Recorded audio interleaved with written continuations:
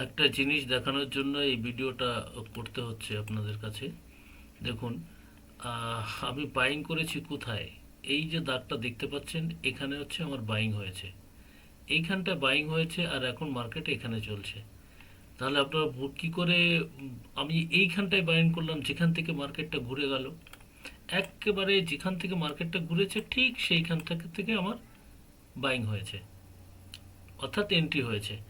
এটা দেখে অনেকে বলবে এ তো জাদুর মতো বা ভাগ্যের জন্য এটা হয়েছে। অ্যাকচুয়ালি এটা নয়, এটা ভাগ্যের জন্য হয় না।